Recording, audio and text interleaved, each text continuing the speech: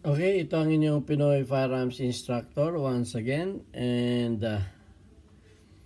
bago ako bumati sa inyo, ay gusto ko lang munang basahin ang katanungan ni Japit Mark. Sabi ni Japit Mark, magandang araw sir, pwede po bang panglinis ang metal polish sa loob ng barrel para matanggal ang itim? Salamat po sir. Okay, ipapakita ko sa inyo kung paano yan gamitin. Dahil kung hindi ninyo alam yan gamitin, ay delikado yan. Okay, at bago ko ipakita sa inyo yan, ay gusto ko lang munang bumati at magpasalamat sa lahat nating mga subscriber. Sa mga panig kayo ng mundo, lalo tigit ang mga OFW, ay dalangin ko tayo nasa mabuting kalagayan at ligtas tayo sa mga kapahamakan. Ingatan natin ang ating mga sarili na huwag tayong magkasakit sapagkat may mga umaasa sa atin sa Pilipinas, isa pa ay walang mag-aalaga sa atin. Ayan, at gusto ko lang pasalamatan ng ating mahigit ng 33,300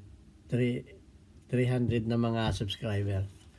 Ayan, at ngayon din gusto kong pasalamatan ang mga tumulong sa ating mga beneficiaries. Tayo po ay isang charity vlogger. Hindi po natin ginagamit yung ating mga beneficiaries para kumita ng pera sa YouTube. Manapay ginagamit natin yung ating malit na kaalaman para makatulong sa inyo. At yung kikinita natin dito sa YouTube ay tinutulong natin sa 6 na mga estudyanteng anak ng mga single parents.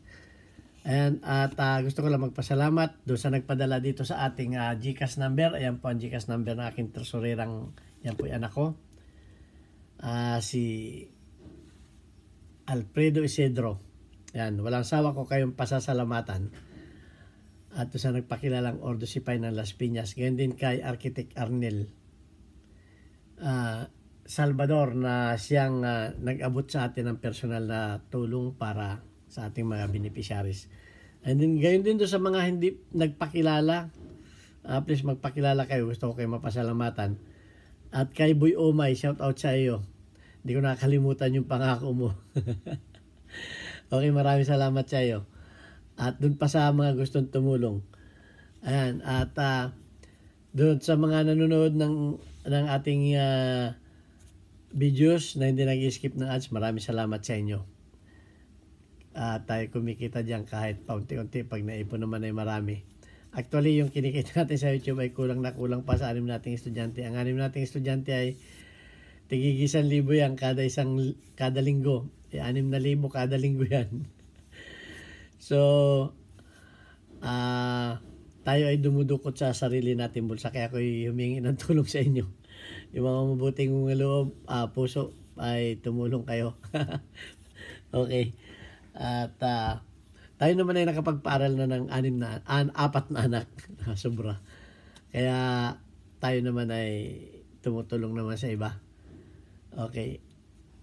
At yan, papakita ko sa inyo kung pwede bang palinis. Ang sabi niya, sa loob ng barrel daw eh. Sa loob ng barrel. Okay, pag ginamit ninyo sa loob ng barrel, pwedeng gamitin yan pero hindi sa loob ng barrel. Kasi ang loob ng barrel po ay may groove yan, may groove. Ayan o, may raya ang tawag dyan, may groove. May rippling. Dinaanan niya ng rippling tool. Ngayon, pag yan ay dinaanan ninyo ng metal polish, kikintab yan, kikinis yan, pero maubos niya yung, pag lagi ninyong ginagamitan yan, maubos niya yung kanya, yung groove, maubos yan. Kasi ang metal polish po ay may compound yan para pampakinis yan. Pero kung palagi ninyong gagamitin yan, ay makakasira po yan. Madali pong malusbor yung ating ano. Kaya nga may videos rin tayo na ang pinapagamit lamang natin sa loob ng barrel ay itong nylon brass. Ito lang nylon brass ang pinapagamit natin at hindi ko kayo ina-advise na wala yung ating steel brass eh. Kasi may mga steel brass din. Wala yung steel brass natin eh. May mga steel brass din na ganito. Ay asiro yun. Kaya hindi ko rin ina-advise na na ano, at may videos na ako kung paano paglilinis ng ano, paglilinis ng tama para maalis yung mga lead flakes na dumikit sa barrel. Panoorin ninyo.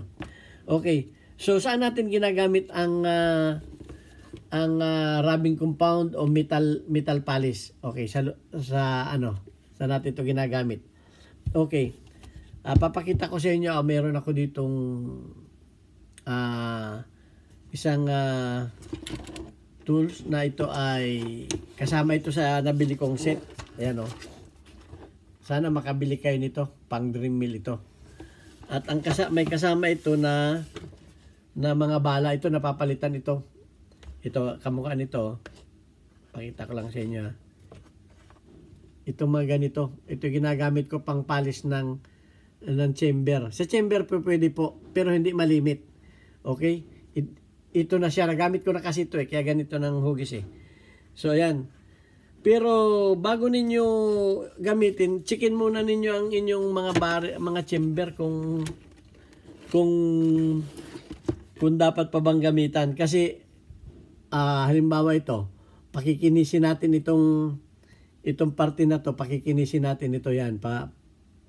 Mas siyempre, pag makinis yan at makita maganda ang pasok ng bala niya, at saka kung yan ay makinis na makinis, madaling matanggal yung mga itim niya. At saka pwede rin sa loob, pero hindi lahat ng barrel ay pwede ninyong gamitan. Dapat sukatin ninyo ang inyong barrel. Ito napakita ko na ito. So kukuha kayo ng bond paper, gupitin ninyo ng 1 cm. Pagkatapos isukat ninyo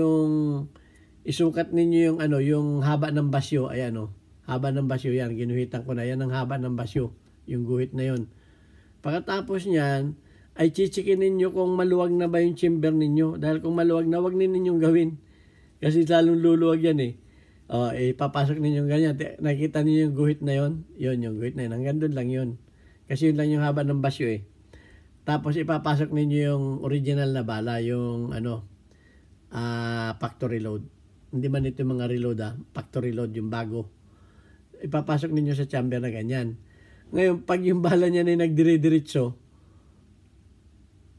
ay ibig sabihin maluwag na. Okay.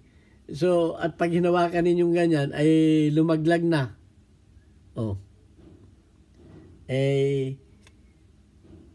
Maluwag na. Papakita ko sa inyo yung mga maluluwag na. Kukuha rin ako ng isang maluwag. Saglit lang.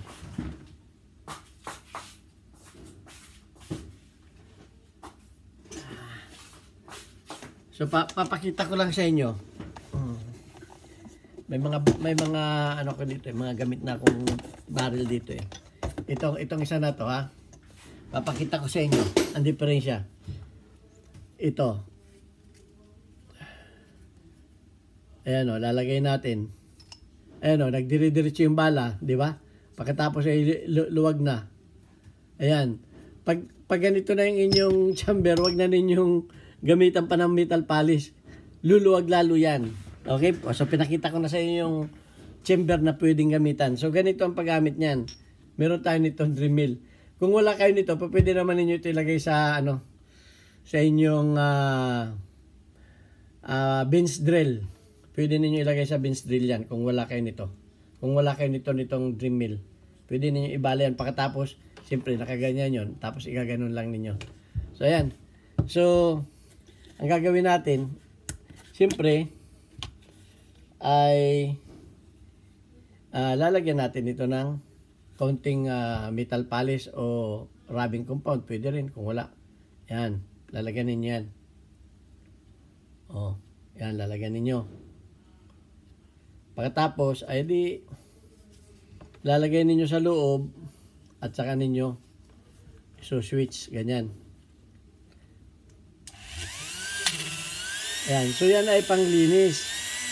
Yan ay panlinis. Okay? Pati itong ramp. Yung ramp. Papakinisin ninyo yan. Yung ramp. Yan, ganyan. Yan ang pangalis. Yan ay sa chamber lang, Hindi doon sa loob ng groove. Ayan, At mapapansin ninyo na umitim. Ibig sabihin, tinanggal niya yung maitim. Okay? Pagkatapos niyan ay inyong lilinisin ng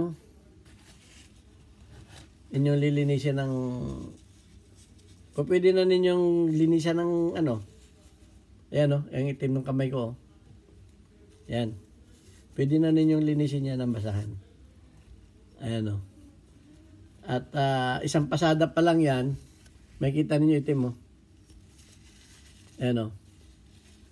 Sa chamber lang yan ginagamit ha. Sa chamber lang yan ginagamit. Chamber. Para kuminis yung chamber ninyo. At ayan o. Kita ninyo, saglit lang yan pero ibang-iba na kintab niyan. Ganun lang. Sa chamber po pwede. Pero pagka ang chamber ninyo maluwag na, wag na luluwag yan. May nakukuha yung maliit na porsyento. Huwag ninyo sabihin hindi yan nakakakuha. Nakakakuha yan ng maliit.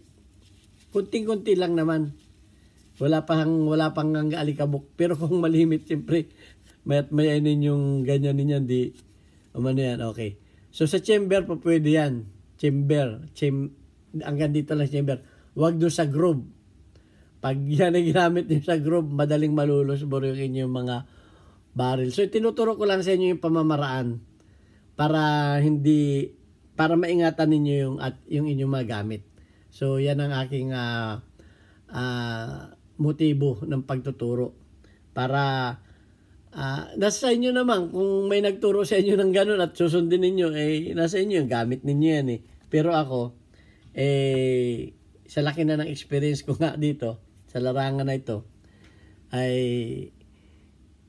hindi ako nag-ano ng ikasisira ng inyong mga baril. Yun lang ang gusto ko iparating sa inyo.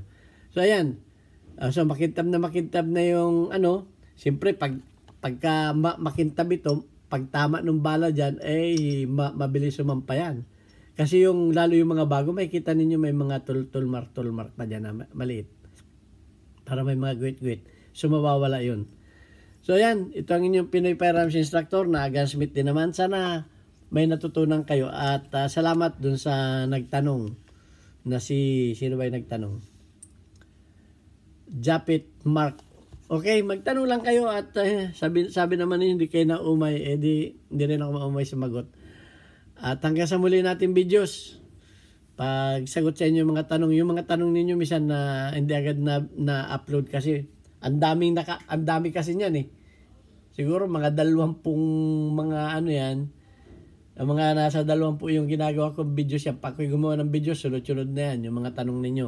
So araw-araw lang naman isa ng isang ina-upload ko. Dahil nga medyo busy pa tayo.